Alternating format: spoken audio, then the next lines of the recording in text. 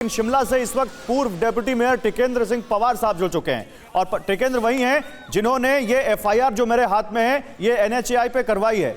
टिकेंद्र साहब, आपने क्यों करवाई एनएचएआई पे एफआईआर? क्या दिक्कत थी आपको? मुझे दिक्कत तो बहुत थी और औरों को भी बहुत दिक्कत थी, क्योंकि उन्होंने हमारे पहाड़ को पूरा छलनी कर दिया। और जिस तरह से वो पहाड़ काट रहे हैं, दरअसल पहाड़ में जो पहाड़ी आदमी रहते हैं वो जानते हैं कि पहाड़ को कभी भी वर्टिकली नहीं काटा जाता है, उसको टेरेस में और स्लोप्स में काटा जाता है। और उसमें ना जो हमारे जियोलॉजिकल डिपार्टमेंट है जो ये तय करता है कहाँ पानी है कहाँ पत्थर है, उस हिसाब से पहाड़ में रोड बनाने की कला है। और ये रोड हम 1950-60 से बना रहे हैं। हमारे बॉर्डर रोड ऑर्गेनाइजेशन 60 में आ गए, फिर पीडब्ल्यूडी है। इस एनएचएआई से अच्छा तो हमारे अगर Himachal Pradesh public works department बनाती ना, ज़्यादा अच्छा रोड बनाती। इन्होंने सिर्फ कंपनी को फ़ायदा देने के लिए जो काम हमारे जैसे अटल जी ने शुरू किया था, आपको याद होगा, जो हम प्रधानमंत्री ग्रामीण सड़क योजना बनते हैं उसमें भी तो रोड बने पहाड़ में, उसमें क्यों नहीं शिकायत आई? क्योंकि वो एक स्टैंडर्ड प्रोसीजर के तहत रोड बनता है, जिसमें पहाड़ को कैसे काटना है, कितना बिछाना है, कितना टाइम। अब साहब, जिसको 1 साल में टाइम लगना है काम को, उन्होंने 1 महीने में करने की कोशिश की है।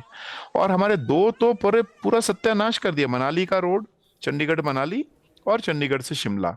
और आप थोड़ा ये समझिए, हमारे 2 मेजर इकोनॉमी जो 5,000 करोड़ के आसपास सेब है और करीब इतना ही 5,000-6,000 करोड़ के आसपास हमारी हॉस्पिटैलिटी है, उसका बैंड बजा दिया है। पिछले महीने हमारा जो जुलाई का है 1% ऑक्यूपेंसी रेट इन दोनों बेल्ट में गया है।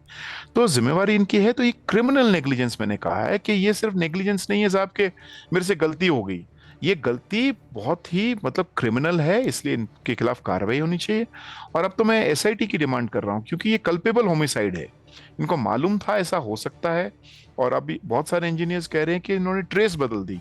ओरिजिनल ट्रेस में जो रोड था वो कहीं और से था, लेकिन एनएचएआई ने इसको सिर्फ जल्दी दिखाने के लिए ये नहीं देखा कैसा स्टेटा है। और साहब, ये हिमालय पर्वत है जिसमें अभी भी प्लेट मूवमेंट चल रही है। बहुत बड़ी बात कह दी आपने कहा हिमालय पर्वत है। जरा उस पर्वत को दिखा देते हैं टिकेंद्र साहब, आइए जरा पीसीआर दिखाइए। देश के दुश्मनों को रोकने वाला हिमालय पर्वत 3 रेंज में बटा हुआ है।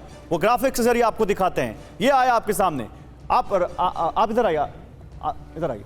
देखिए, great Himalaya range, lesser Himalaya range और शिवालिक श्रृंखला जो पश्चिम से पूर्व की ओर एक चाप की आकृति में लगभग 2400 किलोमीटर की लंबाई में फैला हुआ है।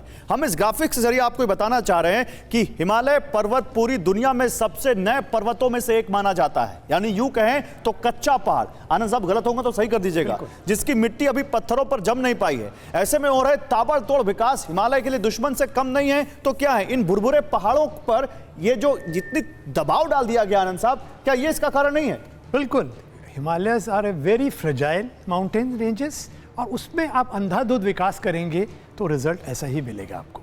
तो अनसाइंटिफिक जो डेवलपमेंट हो रही है, विजन, लैक ऑफ विजन, उसके चलते सब गड़बड़ हो रही है। जैसे कहा कि जियोलॉजी का सर्वे, अब ब्रिटिशर्स ने भी सड़कें बनाई, उन्होंने इतनी बड़ी बड़ी बिल्डिंग्स शिमला में बनाई हैं, आप देखिए उन बिल्डिंग्स को, तो आज भी वो बिल्डिंग वैसे की वैसी खड़ी हैं। तो हमारी बनाई हुई बिल्डिंग्स और हमारी बनाई हुई सड़कें इतनी जल्दी क्यों टूट जा रही है?